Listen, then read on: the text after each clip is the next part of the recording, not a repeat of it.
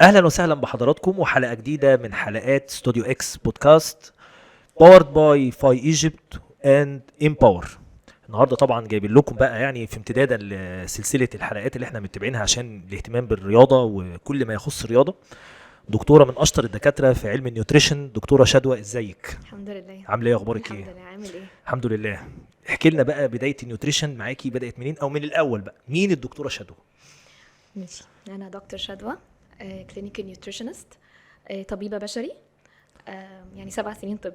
اوكي. اه كان الله في العون. اه قلبي معاكي. ميرسي. تخصصي تغذيه علاجيه واكلينيكيه. جزء منه الاكلينيكيه. هشرح لك بقى ايه التغذيه العلاجيه وايه الاكلينيكيه. حلو. الاكلينيكيه دي سب سبيشاليتي من طب العنايه المركزه، يعني شغلي معظمه في العنايه المركزه. والتغذية العلاجية هي بقى السمنة والنحافة وتغذية الرياضيين والبريجننت، الفيميلز البريجننت، النساء عامة، الأمراض، الضغط، السكر، الكبد، ده برضو جزء. والتاني الكلينيكال نيوتريشن في الرعاية المركزة. يعني انت تخصص ما شاء الله عن علم بقى ودراسه، مش اه قصه بالظبط. انك يعني خريجه لا لا. كليه تانية ورحتي مم. درستي لي كورس كده شهرين وبقيت لا. معاكي شهاده. مم. لا ما شاء الله انت اصلا دكتوره، مم. صح؟ اه بالظبط. بس انت كنت من صغرك عايزه اصلا تبقي دكتوره ولا؟ لا، انا عايزه ابقى دكتوره من وانا صغيره. ده كان حلمي يعني.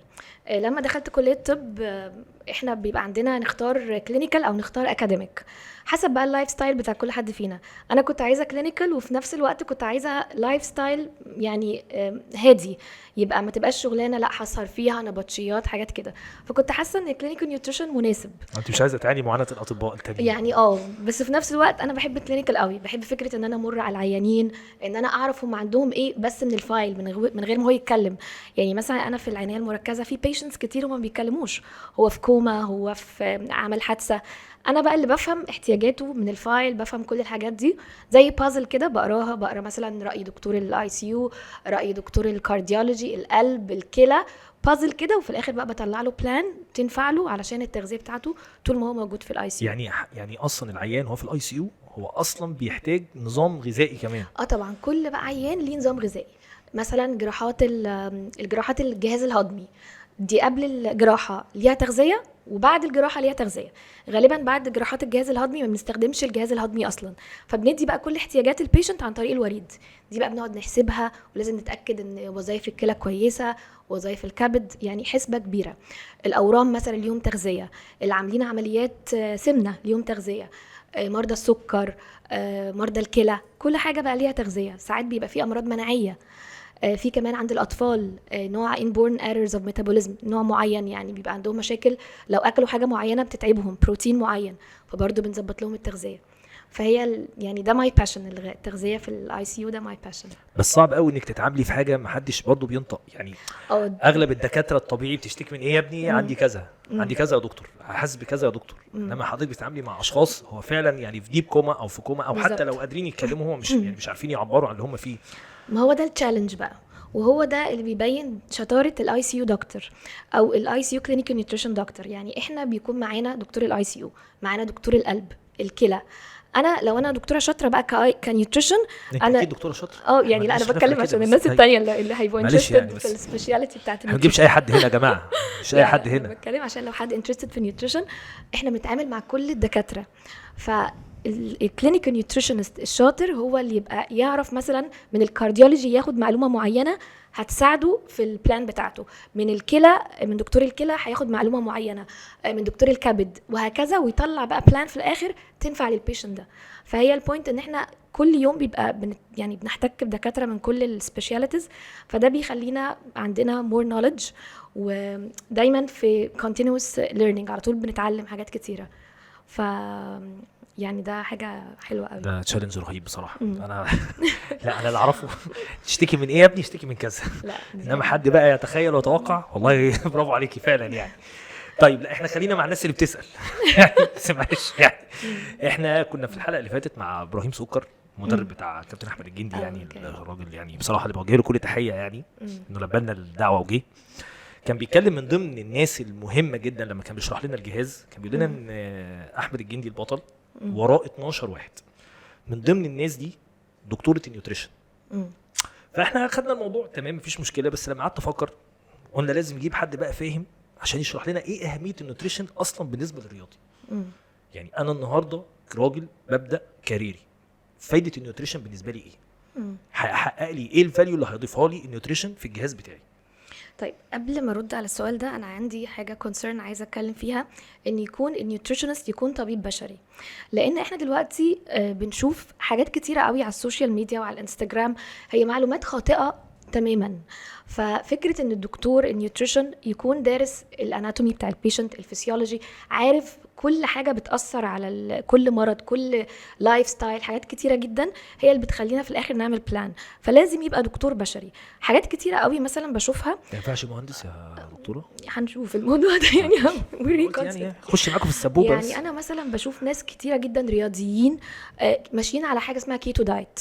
طبعا الكيتو دايت هو اصلا ليه كونسيرنز معينه او اتعمل علشان حاجات معينه. احنا من السايد افكتس بتاعت الكيتو دايت ان لقوه ان هو بيخسس، فالناس كلها اخدته كسلوجن ان هم يخسوا عليه. ده انا اعرف صحاب كتير قوي بالظبط على الانستجرام وعلى السوشيال ميديا انتوا بتشوفوا السكسس ستوري بتاعت الكيتو. بالظبط. احنا بقى في العنايه المركزه بنشوف ما وراء الكواليس. اللي بيمشي على كيتو دايت وهو مثلا عنده السكر بيدخل لنا بغيبوبه سكر. اللي بيمشي على كيتو دايت وهو عنده مشاكل في الكلى بيدخل لنا بفشل كلوي. فعشان كده لازم النيوتريشن يكون طبيب، يبقى عارف الفسيولوجي والاناتومي وعارف حاجات كتيره مالتيبل فاكتورز كده عشان يقدر في الاخر يدي بلان مناسبه للبيشنت. بالنسبه بقى للرياضيين، حلو ماشي، علشان اول حاجه لازم نبدا النيوتريشن. يعني كل ما انا هبتدي ابني هيبقى عايزاه يمشي في كارير الرياضه، كل ما انا لازم اهتم بالنيوتريشن as early as possible. ليه؟ علشان ما يبقاش النيوتريشن او التغذيه تارجت، لا احنا عايزينه يبقى لايف ستايل.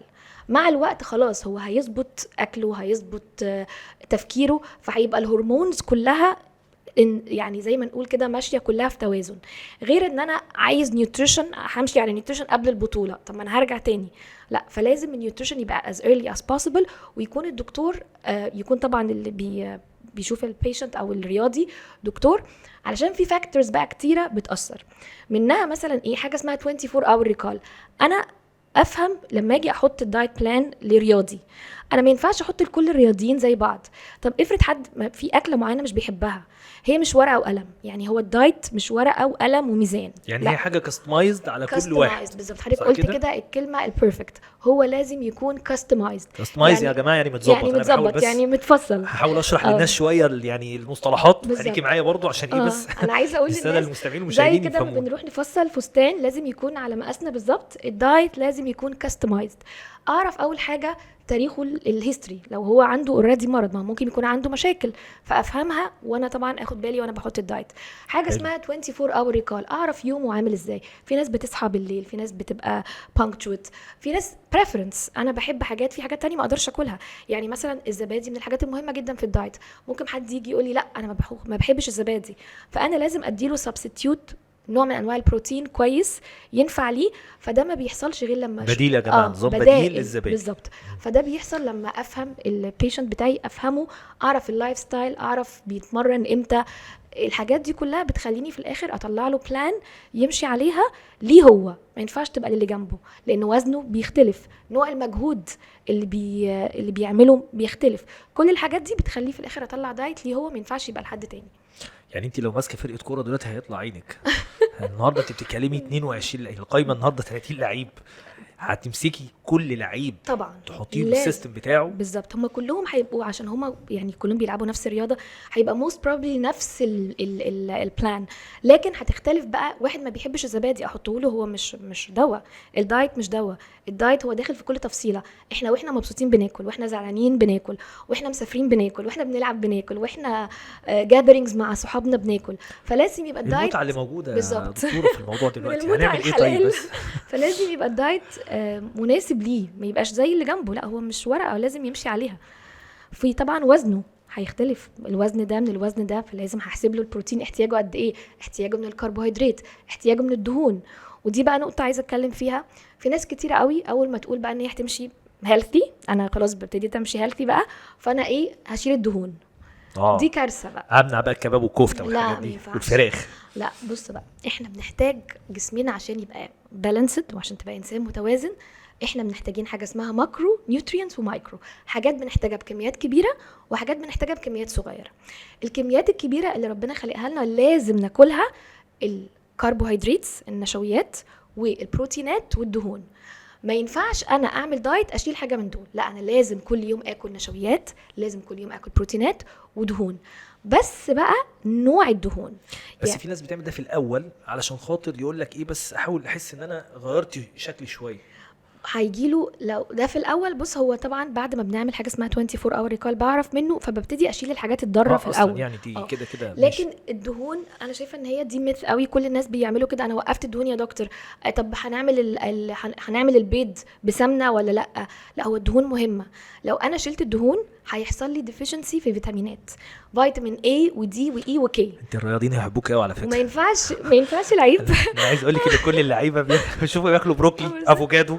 ما ينفعش لعيب يعني بطل يبقى عنده ديفيشنسي في فيتامين زي فيتامين A ودي وE وكي. دي مهمين جدا لكل حاجه بتحصل في الجسم. فدي بقى فايده ان يكون اللي مع الرياضي نيوتريشنست طبيب، عشان مش هو يجي يصلح حته يخليه يبقى جسمه فت او يخس. يصلح البنطلون الجاكيته تضرب. ايوه، يعمل له فيتامينات نقص في الفيتامينز، ده كده هيأثر عليه وهيأثر على تركيزه وهيأثر على مناعته، فيجي يتعب كتير، يبقى التركيز بتاعه مش كويس. اصلا في اكل بيزود التركيز، في اكل بيزود المناعه. زي ايه؟ طب اقول لك على حاجه، انا بقى اللي هسألك سؤال. انت اتفضلي. عارف المناعه الانسان موجوده فين؟ المناعه بتاعتنا الاميونيتي موجوده فين؟ لا والله ما اعرفش. طب انت قول لي بس- كده، يعني برين ستورم معايا. يعني اعتقد في الدماغ. لا، 70% من الجهاز المناعه بتاعنا موجود في الجهاز الهضمي. اصلا يعني ماشي. فديفنتلي كده لو معلش يا جماعه انا راجل مهندس مش بتاعتي يعني. لو اجابه هنسمرايز خاطئه. هو الجهاز المناعة بتاعتنا في بطننا. you are what you eat. دي بقى معلومة لازم يكون اللعيبة أو أي حد بيلعب رياضة أو إحنا عامة في المطلق نبقى عارفين إن مناعتنا بتبتدي من صحة الجهاز الهضمي. فكل ما الجهاز الهضمي بتاعي يكون كويس كل ما تكون مناعتي كويسة. في أكل بيزود المناعة، في أكل بيزود التركيز، فدي برضو مهمة. لو بتحب أقول يعني الأكل اللي بيزود التركيز، طبعا. اول حاجه الاوميجا 3 من الحاجات اللي بتزود التركيز جدا. الاوميجا 3 دي موجوده فين؟ موجوده في الاسماك الدهنيه. اكتبوا يا جماعه، ها نكتب كده ورا الدكتوره كده. الاسماك الدهنيه، التونه، السلمون، الماكريل، السردين، موجوده في المكسرات. وبرده في سورس ليها كويس وسعره افوردبل، يعني سعره كويس، الحبوب زي السيدز عامه، زي الشيا سيدز، حبوب اليقطين، عباد الشمس، بذر أيوة، دي الكتان. حاجات كده في الحنين عشان مش كل الناس هتاكل سلمون. انا عارفه في الظروف اللي احنا فيها يعني طبعا ديفينتلي اي نو. ففي حاجات فمهمه قوي. الاوميجا 3 دي بتزود التركيز. من الحاجات اللي بتزود برضو التركيز ان احنا ناكل الاكل يكون غني بفيتامين سي، علشان بيزود يعني يكون اليرت. الفيتامين سي بقى مش دايما البرتقال والليمون، جوافه، الفلفل الالوان. الفلفل الالوان فيه فيتامين سي. جوافه صح. بس الفلفل الالوان فيه فيتامين سي اكتر من البرتقال والليمون. إيه ده تخيل بجد؟ بقى الفلفل الالوان فيه فيتامين سي اكتر من الليمون والبرتقال بالظبط. فاحنا نحط اللانش بوكس بتاعنا لاولادنا الصبح، نحط لاولادنا مثلا قبل التمرين ياخدوا، فيبقى فيري جود سورس اوف فيتامين سي. البروبايوتيك بقى اللي هي البكتيريا النافعه اللي بتخلي الجهاز الهضمي بتاعنا كله يبقى في احسن مود. موجود فين؟ في الزبادي وفي المخللات. فلو احنا بس اهتمينا بنوع الاكل هنزود مناعتنا وهنزود التركيز بتاعنا، ويعني الموضوع مش محتاج ادويه. بس في ناس ممنوعه من المخللات. احنا طبعا لما بنقول بقى المخللات، ما هو ده بقى الفرق بقى. لو احنا اطباء، انا عارفه مثلا البيشنت بتاعي عنده انا حاولت اذاكر على قد ما اقدر. لا انت مذاكر بس كده. يعني معلش. لو البيشنت بتاعي او المريض بتاعي عنده الضغط، مش هقول له بقى البروبايوتيك مصدرها المخللات، هقول له بقى كل زبادي. انت كده بتحنسيه يا دكتوره. ايوه، هقول له بقى كل زبادي، هقول له بيبقى فيه بعض الجبن فيها برضو البروبايوتكس، الحمص، التفاح. فبديله اوبشنز تانية. ما هي دي بقى فكرة ايه، ان انا هعمل تايلر، هفصل الاكل بتاعه حسب هو عنده ايه. مش اقول له في المطلق لا لازم يبقى حسب بقى هو عنده الضغط، فمش هقدر اديله حاجات فيها سولت عالي. انا اعرف ان مريض الضغط فانا دي مشكله. بالظبط. انا عارف القصه بس دي. برضو مريض الضغط مش بنمنع السولت، عشان برضو ناس كتيره دي معلومه انا دي اكتشفتها بقى وانا قاعد بدردش مع الدكتوره بالظبط. ان فكره ان احنا نمنع الملح خالص دي بيدخلوا لنا في العنايه فكرة غلط. يعني احنا بنشوفهم بقى في العنايه عندنا داخلين بنقص في الصوديوم، وده طبعا مشكله كبيره بتخليهم يدخلوا الرعايه المركزه.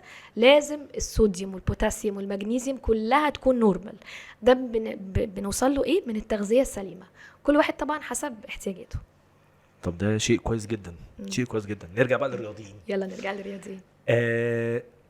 احنا طبعا انت عارفه ان مصر دلوقتي فيها يعني مجهودات، يعني من اول القيادات السياسيه في اعلى رتبها قياده سياده الرئيس طبعا لاصغر رياضي، كلهم خلاص فكره ان احنا يعني اتعلمنا من الغلط بتاع باريس وتحس ان في فوق شويه وعايزين نعمل حاجه في لوس انجلوس 28 ان شاء الله. فالناس بدات من النهارده تبدا تشكل، نشوف بقى بتعملوا لجان تقصي حقائق ويشوفوا الدنيا فيها عشان يبداوا في البدري، يعني يشوفوا انهي رياضه هتبدا تشتغل معانا، انهي رياضه هتبدا في منها امل انها تجيب ميداليه، زي مثلا هاندبول، زي رفع الاثقال، زي الخماسي الحديث، اكيد السكواش اللي لسه داخله السنه الجايه هتتلعب يعني في الدوره الجايه ان شاء الله. فالرياضات دي انا بشوفهم يعني عشان هم ابطال دايما فكره النيوتريشن هي فكره موجوده، يعني ما فيش حد سالته من صحابي يعني بيلعب اي لعبه، يعني ليا واحد صاحبي بيلعب سكواش لما كنت قاعد مع كابتن ابراهيم سكر في المره اللي فاتت، ليا واحد صاحبي بيلعب رفع اثقال، الثلاثه اجمعوا ان كل واحد عنده النيوتريشن بتاعه، سواء كان جايبه برايفت ليه او الجهاز الفني بتاع المنتخب او النادي اللي بينتمي ليه جايب له النيوتريشن. طيب خلينا نسال السؤال الاولاني، ازاي بينسقوا مع بعض الثلاثه؟ لان في زي ما قلت لحضرتك البرايفت نيوتريشن بتاع اللعيب، زي محمد صلاح مثلا، خلينا ناخد محمد صلاح ده مثلا، اكيد نادي ليفربول عنده النيوتريشن بتاع النادي، ومحمد صلاح عنده النيوتريشن برايفت بتاعه، ولما بيجي المنتخب بيبقى فيه النيوتريشن بتاع المنتخب. بيتنسقوا ازاي بقى الثلاثه دول؟ يتنسقوا ازاي مع بعض؟ ولا هو واحد بيحط السيستم والاثنين التانيين بيتابعوا؟ يعني الموضوع بيمشي ازاي؟ هو المفروض هو سيستم واحد. اوكي، النيوتريشن البيزكس او النيوتريشن بتاع السبورت نيوتريشن بيزك واحده، بتختلف بقى حسب نوع الرياضه. فاي حد بيلعب رياضه لازم تبقى فيه حاجات اساسيه. هياكل ايه قبل التمرين؟ مهم جدا جدا جدا. هياكل ايه قبل التمرين ب3-4 ساعات؟ هياكل ايه قبل التمرين مباشره؟ طب اثناء التمرين هيعمل ايه؟ بعد التمرين هيعمل ايه؟ دي مهمة جدا. وبرضو الثقافة دي مش موجودة، وبرضو بتختلف من حد لحد، من وزنه، من نوع الرياضة اللي بيلعبها. يعني مثلا قبل التمرين في فكرة مثلا الرياضيين بيخلصوا مثلا المدرسة او يخلصوا الجامعة ويروحوا التمرين من غير ما ياكلوا او من غير ما يتغدوا.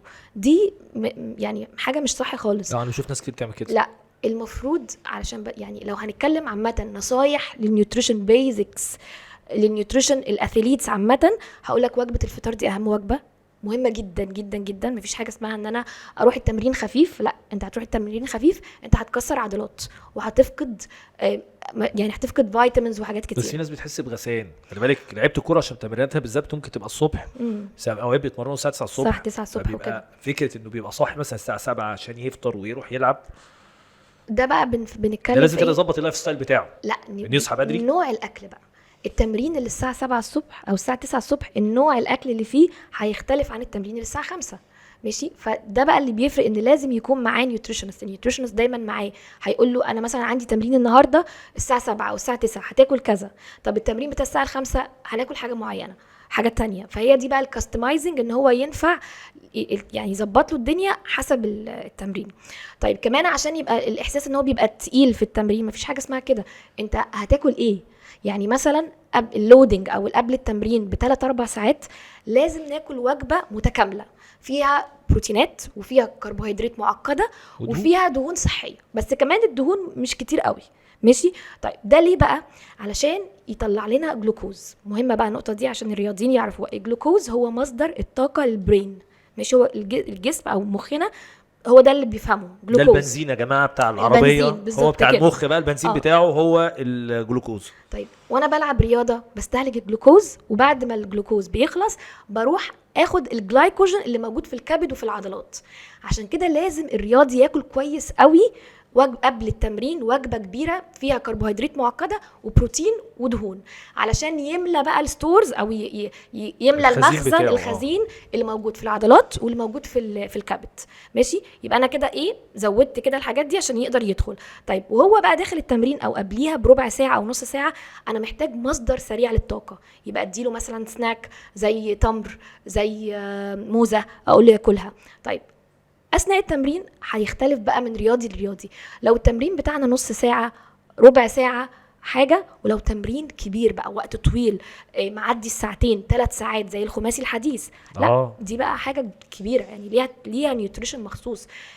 انت قبل التمرين ب4 ساعات هتاكل حاجه، قبل التمرين بساعه هتاكل حاجه، وانت داخل الابطال التمرين بتوعنا يا ريت يركزوا، بالظبط يركزوا قبل التمرين ب4 ساعات. هتاكل وجبه فيها بروتينات. ماشي يا كابتن احمد، معلش بروتين. اصل كابتن احمد لا، الجدي ده الثروه القوميه، لازم أيوة نحافظ بالظبط، عليها. يعني يا ريت. معلش يعني اي حد يعرف يساعد يا جماعه يساعد. بالظبط، بروتينات، نشويات معقده. ناخد بالنا بقى ان هنا هناكل نشويات معقده، بطاطس، رز، يعني حبوب كامله، ماشي، ودهون. ماشي. قبل التمرين اخد مصدر سريع للسكريات اللي هو موزه وتمره. خلاص. طب انت التمرين بتاعك 3 ساعات، يبقى انا هوقف في نص التمرين، لازم اخد مصدر سريع للطاقه. يبقى معايا بقى ايه، احنا بنقول قبل التمرين ب4 ساعات اخد عيش بلدي او رز، لا، وانا في التمرين اخد توست ابيض او عيش ابيض عشان يديني مصدر سريع للطاقه. اخد مثلا توست عليه مربى، اخد موزه ومعاها زبادي لايت، دي هتديني مصدر سريع للطاقه اثناء التمرين علشان اقدر اكمل. كمان حاجه مهمه جدا برضو ما بناخدش بالنا منها، الهايدريشن، ان احنا نشرب الميه. احنا نشرب الميه دي مش رفاهيه او ان انا باخد اكسكيوز من التمرين، لا، مش هو لما اعطش يعني، لا، لازم كل 15 دقيقه، بس دايما نسمع ان دايما كل لا. الناس لما تعطش تبدا تشرب ميه. كل 15 دقيقة لازم البطل أو اللي بيلعب رياضة يوقف، والكابتن لازم يبقى عنده الثقافة دي. بعد 15 دقيقة من التمرين احنا هنوقف وكلنا هنشرب مية، لأن ده ممكن يدخلنا في مشاكل كبيرة. وهو أثناء التمرين فجأة يجيله صداع، فجأة يحصل له كرامبس كتيرة، ما يبقاش قادر يشوف كويس، مهما بقى اديته فلويدز مش هتتحسن. فمهمه قوي ان هو يشرب ميه. ودي برضو حاجه عايزه اقولها مسج الماميز اللي بيدربوا ولادهم، لازم عشان يعرفوا ان ولادهم بيشربوا ميه كويسه ولا لا، يشوفوا لون اليورين. دي حاجه سهله جدا، المامز ممكن تتابعها. كل ما يكون لون اليورين فاتح خالص، لونه بيل، ده معناه ان ابني او بنتي بيشربوا ميه كويس. كل ما يكون غامق يبقى انا كده ما بديش الميه الكويسه. برضو عايز اقولك على حاجه، احنا كل ساعه في التمرين بنفقد، او كل نص ساعه بنفقد من لتر ل2 لتر، فلازم كل شويه نشرب ميه. يعني فكره الميه دي مهمه جدا، وبتبقى في يعني ثقافه الميه دي مش موجوده. شرب الميه مهم قوي. والاملاح، الاملاح ده بقى بنعوضه ايه؟ بالسبورت، السبورت درينك مهم جدا. مشروبات الطاقه، لا مش الطاقه، المشروب الرياضي. المشروب الرياضي، ماشي. المشروبات الطاقه دي بالعكس احنا بنقول لاولادنا يبعدوا عنها تماما تماما، لان هي مضره جدا وبتاثر على الجهاز المخ. كل بقى ما يشربوا، يعني كل ما التمرين يطول نشرب مشروب الرياضي. سهل قوي، مكوناته سهله، ممكن انا حتى اعمله لابني علشان يشربه. طيب احنا بنفقد ايه اثناء التمرين؟ بنفقد ميه، وبنفقد املاح، وبنبقى محتاجين سكر عشان اقدر اكمل. طيب عصير برتقال، نحط عليه شويه ميه، حته صغيره كده، طرطوفه المعلقه ملح وعسل، انا كده عملت لابني مشروب رياضي يشربه. مشروب رياضي في البيت، ماشي. مشروب رياضي يشربه مع الميه كل شويه، ماشي. يبقى انا اديته الحاجات اللي بيفقدها. طبعا لو في حاجات جاهزه اتس اوكي، بس انا بتكلم لو احنا نقدر نعملها very easy very simple very affordable، سعرها مش عالي، بس انا كده اتاكد ان ابني الاملاح اللي بيفقدها اثناء العرق انا عوضتها له بالبرتقال، الاملاح الموجوده في البرتقال او في الملح، رشه الملح اللي انا بحطها، الميه والعسل كمصدر للسكر الجلوكوز عشان التمرين. طب ده شيء عظيم والله. طيب خليني اسالك، ده بالنسبه لاي لعبه صح كده؟ ده يعني ده البيزك. اه طب خليني بقى سبيسيفاي شويه معاكي، يعني عايز اتخصص شويه، معلش. الالعاب الفرديه بيبقى الاهتمام بفكره النيوتريشن عامله ازاي عن الالعاب الجماعيه؟ يعني ايه الفرق؟ ما بتتحسبش فرديه وجماعيه، بتحسب نوع الرياضه قد ايه ووقتها قد ايه. يعني كل ما تكون الرياضه فترتها طويله لا بيبقى لازم في نيوتريشن مخصوص، يعني هيفرق عن لو حاجه يعني وقتها انا 15 قصدي فكره دقيقه. السوبرفيجن يا دكتور. اوكي. يعني انا كنيوتريشن عامل مم. سوبرفيجن مم. لو لعبه جماعيه او لعبه فرديه، ولا القصه بالنسبه لك انت مش فارق معاكي، هي فكره زي ما حضرتك قلتي مثلا التمرين هو ده اللي بيفرق معاكي انك تعملي سوبرفيجن اكتر 1 تو او 1 اقل. 1 تو 1 هو لازم اهم حاجه النيوتريشن علشان فعلا يكون افكتيف يبقى 1 تو 1. انا فاهمه اللعيب بتاعي بيلعب قد ايه، نوع الرياضه، الانتنستي، على فكره نوع الرياضه مهم جدا بيفرق، الانتنستي بتاعت الرياضه، مده التمرين قد ايه، فبديله الدايت بتاعه على هذا الاساس سواء لوحده او سواء في تيم. بس فكره ان هو يعني اهم حاجه نوع الرياضه ومده الرياضه. يعني لو كل ما الوقت يعني كل ما مده تمرينها بتطول كل ما اللي لازم صح كده؟ كل ما يكون النيوتريشن ليه دور اساسي. عشان كده الخماسي الحديث مهم جدا يبقى فيه اللعيب ده يبقى معاه نيوتريشنست قبل المباراة، قبليها بيوم يعمل حاجة اسمها كاربز لودنج، ازاي يملى المخزن بتاع العضلات والليفر بكربوهيدرات بجلايكوجين. قبل التمرين ياخد ايه زي ما احنا اتكلمنا. بعد التمرين في حاجة مهمة بقى كمان بعد التمرين ده احنا بنسميها الجولدن اورز. معروف بعد التمرين الناس بيعملوا ايه؟ ده سؤال. الناس بتاكل ايه بقى؟ تستحمى وتاكل. في الجيم بيقولوا احنا بعد التمرين ناكل بروتين. لا مش صح. انت جايه تدي توابيت انا جايه تابوهات قاعده بتهدي، انت قاعده بتهدي في مسلمات للبشر. ايوه بص انا يعني مش عارف. طيب ماشي انا هقول حاضر لك بقى دلوقتي. حاضر هسمع الكلام. ماشي احنا دلوقتي من بعد التمرين ده لكل اللعيبه الرياضيين وحتى لاولادنا اللي بيلعبوا رياضه، وانا عايزه اخلي الرياضه تخليهم يبنوا عضلات. اهم وقت علشان ابني كلاعب او ابني كحتى بيلعب رياضه كده فور فن يبني عضلات هي بعد التمرين مباشره لمده ساعتين. من ساعه ما يخلص التمرين لحد ساعتين بسميهم الجولدن اورز. يعمل فيهم ايه؟ الساعات الذهبيه دي بقى ياخد دي فيها زي الهابي اور كده بتاعت يعني المحلات الهايبر. لا هي الجولدن اورز. ماشي ماشي مهمه جدا جدا جدا، ودي كتير بيتغافلوا عنها، وعلى ما بقى اللعيب يوصل البيت يكونوا عدوا. الفتره دي لازم ناخد فيها حاجتين، نشويات وبروتينات. المفروض ان معظم اللي هتلاقي الكوتشز في الجيم او النيوتريشنست يعني مش اوير قوي بالموضوع ده يقول لك ايه بعد التمرين كل بروتين. انا لو اكلت بروتين هو هيتكسر. انا دلوقتي بدون عملت البروتين باور ده اصلا لا مش صح. يعني دلوقتي عملت ايه وانا بلعب رياضه؟ انا عملت ايه؟ عملت انجري للعضلات صح، وضيعت كل الستورز بقى بتاعتي عشان تديني طاقه عشان العب. بعد التمرين انا عايزه ابني، فاعمل ايه؟ ادي مصدر للنشويات. كمان النشويات اللي ايه اللي سهله الامتصاص، مكرونه، رز، عيش بلدي، توست. مكرونه اه بعد الجيم بعد آكل مكرونة؟ التمرين مكرونه وتونه.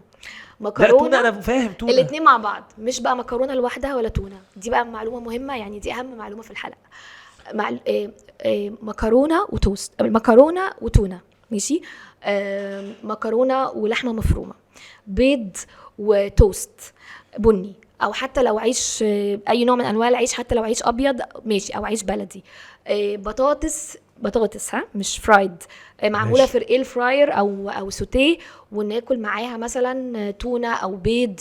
الحاجات دي كل النشويات دي هتعوض اللي حصل، اللي هو الستورز اللي حصل لها نفدت اثناء التمرين، وكل البروتين بقى هيروح يبني عضلات. دي حاجه اسمها بروتين سبيرنج افكتيف كاربس، مهمه قوي. ده شيء زي الفل كده. بارت 1 خلص. ماشي اوكي. يعني طبعا تقدروا طبعا تتابعوا بارت 1 طبعا على الصفحه الرسميه بتاعتنا بتاعت استوديو اكس بودكاست على كل البلاتفورمز. ما تنسوش بقى طبعا الفولو والشير واللايك والسبسكرايب على الفيسبوك والانستجرام واليوتيوب. نشوفكم ان شاء الله في بارت 2، استنونا.